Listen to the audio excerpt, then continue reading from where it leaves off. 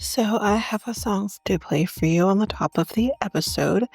This song is by Leonard Maxwell and it's called Phenomenal Woman. I did get this song from the PodSafe Music Directory, which is on the World Podcast Network. So I'm going to play that song for you now. And if you like the song, you can go down to the show notes where there is a link to the PodSafe Music Directory where you can listen and download the song. And that is again on the World Podcast Network. All right, I'm going to play that song for you now.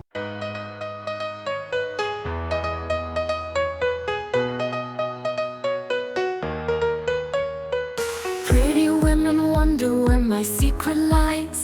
I'm not cute or built to suit a fashion model size.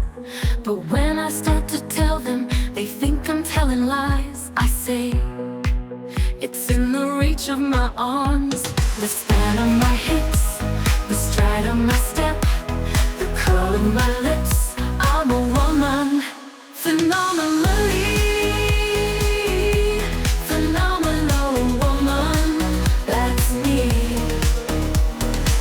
Into a room just as cool as you please, and to a man the fellows stand or fall down on their knees. Then they swarm around me, a hive of honeybees. I say, it's the fire in my eyes and the flash of my teeth, the swing in my waist and the joy in my feet. I'm a woman, phenomenally.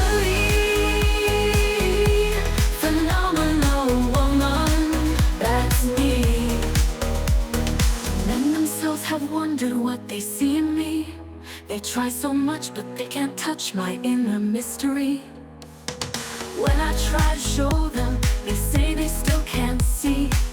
I say, it's in the arch of my back, the sun of my smile, the ride of my breasts, the grace of my style. I'm a woman, phenomenally.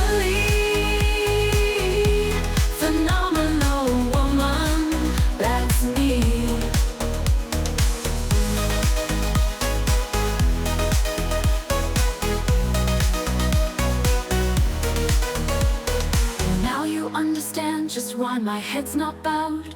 I don't shout or jump about or have to talk real loud. When you see me passing, it ought to make you proud. I say, it's in the click of my heels, the bend of my hair, the palm of my hand, the need of my care. 'Cause I'm a woman, phenomenally.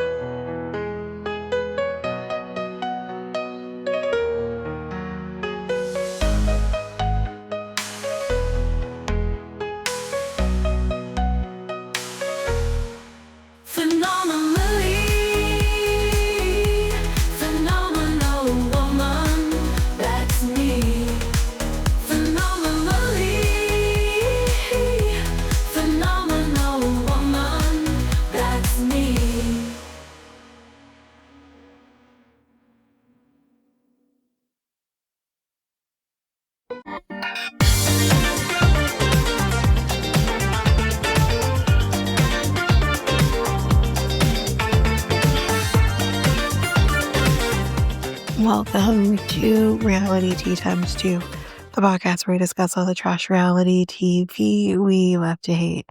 I'm Tanika, and today we're going to be doing the, I believe, 7th episode of 90 Day Diaries. So before we do, I do have one announcement, and we do have one piece of hot goss for this episode. So Patreon going strong on that. So if you're interested, we got 3 tiers. The first tier, again, all in Canadian dollars. First tier is $3 a month, where you get these episodes ad-free, as well as AMAs, and hopefully more to come. I do have other ideas for that tier, so you get more bang for your buck. And then on the second tier, which is $5 a month, which is you get everything from the first tier, as well as coverage of a show reality show from yesteryear, and that currently right now is Jersey Shore. So we are on the third season of Jersey Shore. And if you're interested, you can it should be already released. I believe it was released on May 8th. You can get the first episode of season 3, and then everything else is behind the paywall.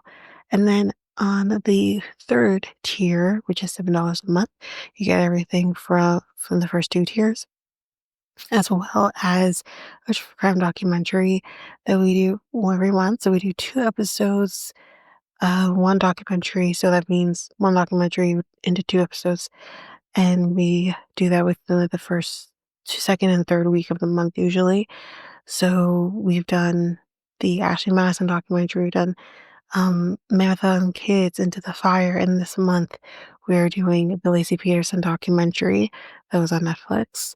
So that's gonna be coming soon. So I know I've been saying that the bonus episode is gonna be this week, because actually next week is the bonus episode for the first episode. So that's gonna be coming out very soon, so look out for that. And if you're interested, you can definitely head over to the Patreon where you'll get the rest of the episodes behind the paywall. So that's basically what's happening there. Again, if you're interested, the link is in the show notes, but that is at patreon.com/reality times 2.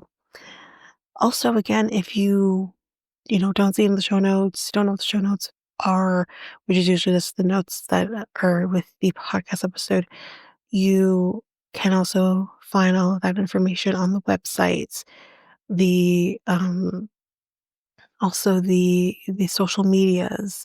They're all there too, and it's pinned like on Twitter, Facebook. It's featured there too. So there are easier ways in case you don't see it in the show notes, but it always is there. But in case you don't see it there, you can go to the website or you can go to social media where it is there for you.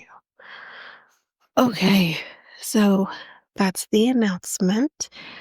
Let's go into some hot goss. So this is sister wives related. So Aspen is pregnant. Um, so let's scroll down here to the actual article here. So Aspen, who, as we know, is the daughter of Christine and Cody, is planning her first child with her husband, Mitch Thompson. So the mom to be announced her pregnancy during a local news segment on Fox 13 Wednesday, April 30th. As the manager for the Kendra Scott store at the City Creek Center in Salt Lake City, Aspen participated in a Mother's Day themed shopping segment. At the start of the live broadcast, the camera cut to Aspen wearing a blue and white printed sundress and cradling her baby bump.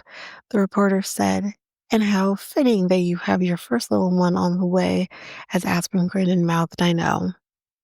So far, Aspen's family of TLC stars have kept quiet about her baby news on social media, but the oldest of Christine and Cody's kids, so she's the oldest, is sure to be celebrating with younger sister McKelty, who shares daughter Avalon 4 and twin sons Ace and Archer with her husband Tony.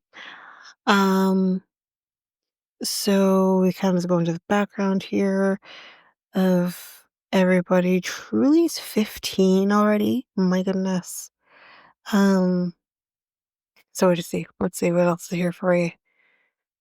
Just trying to see what here before I go into the next thing. It does say here, which is kind of interesting, isn't about her pregnancy so necessarily, but Cody has went on to share that he's attempting to maintain a strong relationship with his older children. About time. He's like, "I'm trying to establish this relationship where they're no longer having me represented to them by my ex-wives. Okay, let's blame the ex-wives when it's your fault that it even ended up that way." But that's basically it. Congratulations to Aspen and Mitch. All right, guys, that's basically it. Let's head into the reason that we're here, and that is Diaries, episode 7. Okay, so we got Tim on this episode. Not a whole lot to really talk about. But he has to go to the dentist. He hates doctors. Of course he does. Um, I think he had to go I can't remember what he had to go for now, but he just wasn't about it. Anyways, he's like, "I'm too old for everything." Um, he says he wants to date, but, they gotta like video games, okay? I mean, he's not too old for anything. He just makes himself too old for everything. It's just Tim. Tim acts like an old man. His friends kind of suggest that maybe like the one thing he should do in order to get and then keep a relationship is maybe you need to start changing your clothes, like have different styles. And I'm like, listen, we're used to Tim being a little crazy with his wardrobe. I expect him to continue being crazy with his wardrobe because it's Tim. Anyways, that's basically it. Not a whole lot again to discuss with Tim. We're going to see him in a couple of weeks with the hunt for love. Let's move on to Jennifer, who, as we know, in case anyone doesn't remember, she started off dating Tim, then she dated Jesse, which is a choice. But, anyways, her daughter is 7 years old now. I swear she was this lead baby. Like, what happened? She said that being with Jesse, she at first it's interesting because she's like, I was really happy with him, happy in the relationship. She seemed to really be into the relationship. Then this turn happens. She says that being with him in Spain was really toxic. He was really controlling. She's kind of telling her friend here, which I forgot about this friend. This friend is the friend that Jesse had met when they were on Single Lift. I don't think I've covered that season. One day in the future it will happen. But I was just like, wow. I forgot about that scene. It was insane. Anyways, she's telling him, you know, whenever, he had to go somewhere, she had to follow. Whenever she wanted to do anything, he needed to follow her. Like he constantly had to be on top of her. And it's just like, that's smothering. It is toxic. That's and the thing is like, I don't know. I'm curious to know if Darcy ever experienced anything like that. Is this an isolated situation? Because like, I don't know. It's really weird. I definitely get the vibe from Jesse that he is a controlling, narcissistic son of a bitch, but not to this extent. To the extent where she's about to talk about like what she had to do in order to get out of the relationship. Like I don't like it sounds like this was mental abuse at the very least. Um she ends up saying that during Christmas she decided to tell him, listen, Christmas is coming. Let's split off and go to our separate families. She's going to go to Colombia. You go ahead to Amsterdam, be with your family. Um, and she said that she packed her stuff up and she never went back. She never went back. So we know like they broke up. Like I think a lot of us have known that they haven't been together. Obviously now she's on Hunt for Love. So clearly, yes, they're not together. But I didn't think it was like this. Like I mean, I have to question her choices to be with Jesse at all. He's the hottest guy in 90 Day Hit Universe. No. Maybe at the time, but no. Like, no. Honestly, if Rob wasn't just such an asshole, I would say he's probably one of the hottest guys in the 90 Day universe. But like Jesse, we've seen enough of his personality to know he is a dick. And I do have to question her decision making because like you have a daughter and like this guy's a dick. We all know he is a dick whether he's hot or not. And you expose your daughter to that. Like I mean maybe not, maybe she stayed back. I don't know.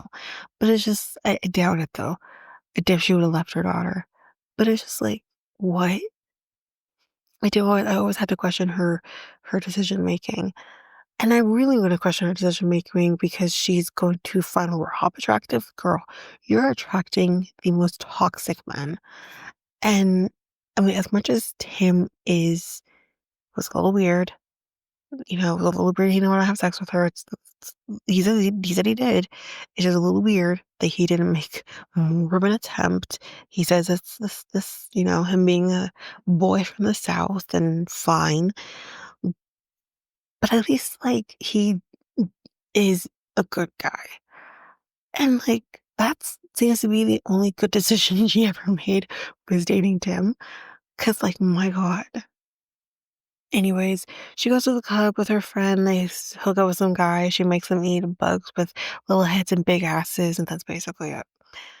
Moving on to Colty. We got more Colty in this episode. So he has landed in Canada. Welcome. And he's in Vancouver. I'm not in Vancouver, but anyways, welcome. And I have questions. Okay, I mean, like, he's self-filming, sure, but, like, could he do something in the editing? Because I do not need to see this man drinking water as if he is a cow with his big-ass tongue. I don't need this. I didn't ask for this. It was disgusting, it was disturbing. Anyways, then we see Debbie and Tony, um, back at his house, going to pick him up. She's lost the keys, she has to go find the keys, blah, blah, blah. And when they do finally meet up at the airport and him and Debbie hug, it's sweet. He says, "I love getting hugs from my mom." Oh, so then we get back to the house, and they warned him before they got to the house, like, it's eclectic is the term that Tony used. And he's like, eclectic. When he gets there, he's like, "What the fuck?" He's like, "It's parts of the Caribbean." It's literally parts of the it's literally there's a particular scene. It's been so long since I've seen Pirates of the Caribbean or Caribbean, whatever you want to call it. And isn't there like a scene when they're like going through like the water or something, and there's like these skeletons with like fire and stuff like that? It's in there.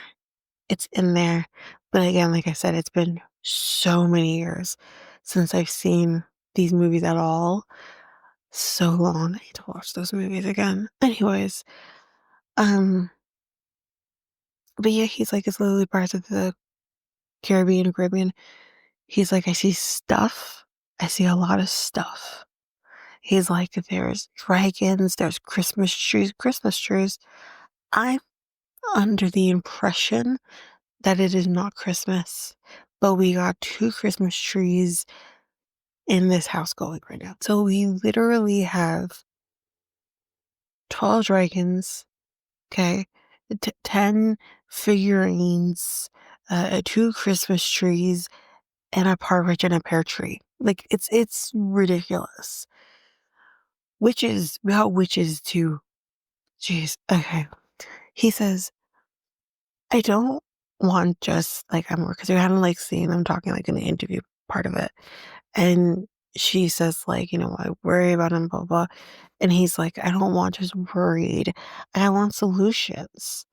Why do you need solutions? You're a grown-ass man. Maybe your mom just thinks you need to vent. And maybe that's what she needs to be for you. Or what she's capable of doing, because it's interesting because one minute you say you don't want your mom getting involved in your life, she's too controlling, she's this, she's that. But then when she's not doing that and she's just listening to you and she might say, yeah, I'm worried about you. Moms do that. Um, he wants to have a problem with that as well. Make up your mind. Make up your mind, sir. Basically, we need a new system. I think you need a new brain. Anyways, the next day they go out and he is planning to tell his mom and Tony what's kind of going on with him. So he does tell them Vanessa and I are divorcing, and she simply says, "Well, I'm sorry. I'm sorry." Like, she's like, "Are you okay? Like, how are you feel?" Like, she's just asking the right questions, in my opinion, anyways. And I think he appreciated it. And he's like, "I didn't want this, really, from my understanding." Because if anyone didn't see this. Vanessa did do an AMA, maybe a few months ago, and someone did ask her, like, did was there infidelity? And she basically alluded to the fact that yes, there was, and not on her part. So from my understanding, he cheated, which again, we've seen his track record. We know he most likely cheated on Larissa.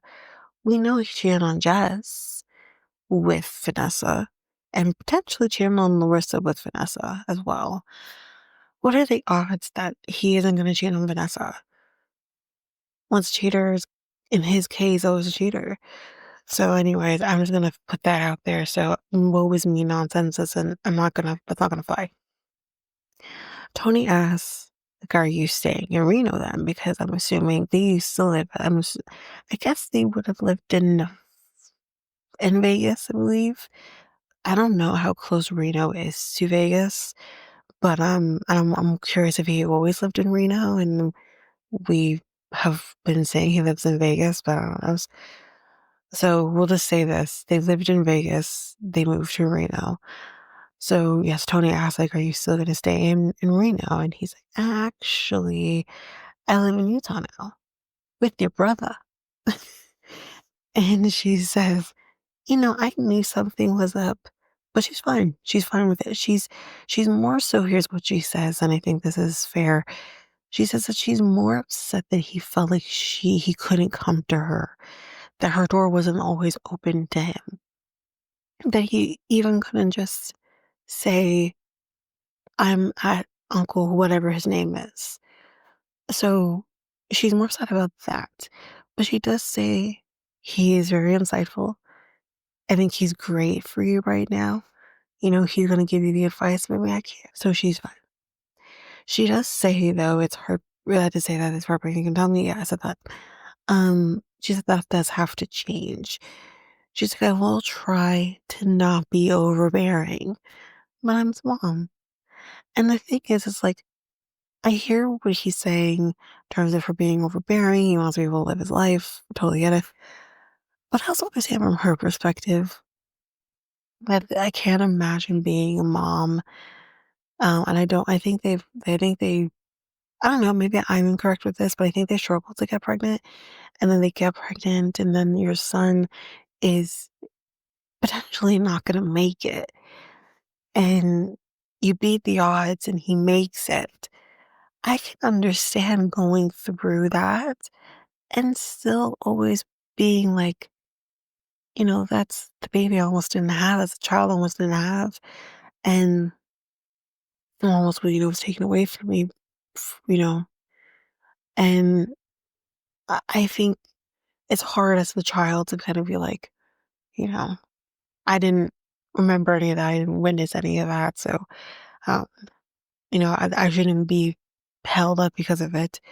But I think he needs to try to see things through her perspective a little bit. And I think she needs to see things through his perspective. Both have some work to do. But yeah, that's Colt and Debbie. Let's move on to Matt and Anna. Now, if anyone doesn't remember them, they were on 11 Paradise. I remember it was 2 seasons ago or last season, I can't remember. But she lives in Brazil or lived in Brazil, and this is the one that went to, I don't know if it's like a carnival in Brazil. He went to that and he shows up like a wolf. This is him. Anyways, it took 13 months to get her to the States. She is now there. She's been there for 2 months. And he suggests, they do have to get married, right? Let's go to Vegas and elope. Let's do it that way. And she likes the idea. She thinks it's romantic. And all I can think about right now is does anyone watch or anyone see Blended Adam Sandler, um, Drew Barrymore? I know that's the one. I don't know her name, but the one who's like married to what's his face character, and she's blonde, and it's romantic, and she check her boobies. Yeah, exactly what I'm thinking about. Right? It's a romantic. Anyways, um, So 1 week later, they're packing to go to Vegas. And when they get to the airport, it's about an hour later. And 40 minutes after, so now we're talking, so let's keep the timeline here. We see them packing. An hour later, they're at the airport. 40 minutes later, after arriving at the airport, they find out, oh, by the way, we overbooked your flight. Yeah, I know, crazy. We actually gave your seat away to somebody else. So since you had 2 tickets, we figured you don't need those 2 tickets, you need 1. So we gave our seat away. The fuck? If you see people with double tickets or 2 tickets or more than whatever, chances are they need those tickets. Just or it could be a couple, I don't know, like, I can't remember if you have to put, like, you know, ages and stuff like that, but what if it was a kid? What if it's a parent and a child, and you've just given someone's seat away? The fuck? Make them go and find another flight. Jeez, that's so messed up. But anyways, they're like, what are we supposed to do? Like, we literally have to get there because we're gonna lose our deposits. They're gonna run out of time to get married because they don't have a lot of time left. So 2 hours later, they got a flight. It was confusing when he said something about Dallas, and then, like, but how does Dallas help you get to Vegas unless they're doing a layover from Texas to Vegas? So, like, I don't know. But anyways, 3 hours later, they land in Vegas. So this is happening. Her dress, when she put her dress on, was gorgeous. I loved her dress. It was sexy, romantic looking, but it was also very classy and very, like, had a vintage feel to it. I thought it suited her perfectly. It was a beautiful dress. She looked beautiful in it. And now they're married. Their 90 days have ended. And we'll see them next year for the next Diaries episode because they are not fun enough to be on HEK. They're too normal. Anyways, that is it for this episode.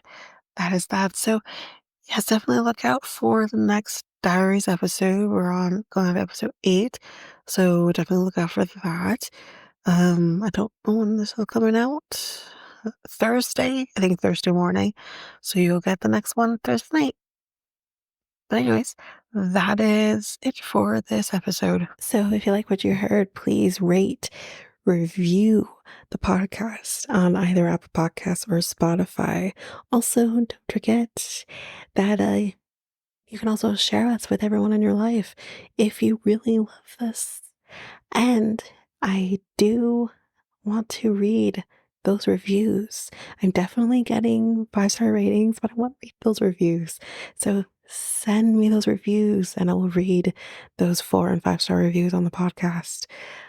Also, we're on every one of your favorite podcast apps, every one of them, including you can find us on YouTube at Reality Tea Times 2.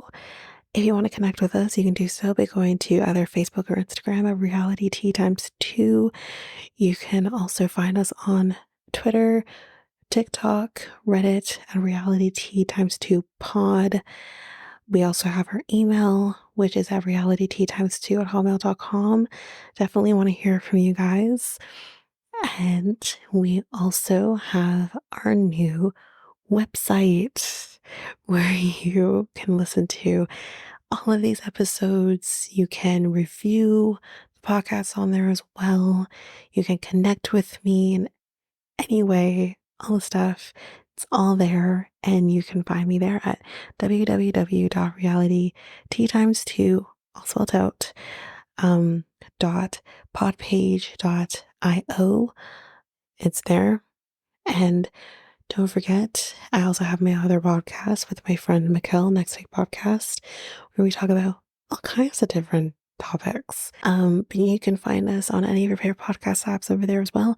Or you can also go to YouTube and you go to Next Take Podcast, as well as our website, which is solo.to/Next Take Podcast. So yeah, there's that, and that's basically that. And again, don't forget, if all of this information It is overwhelming. We do have all of the links, everything in our show notes. But that is it for now, guys. Thanks.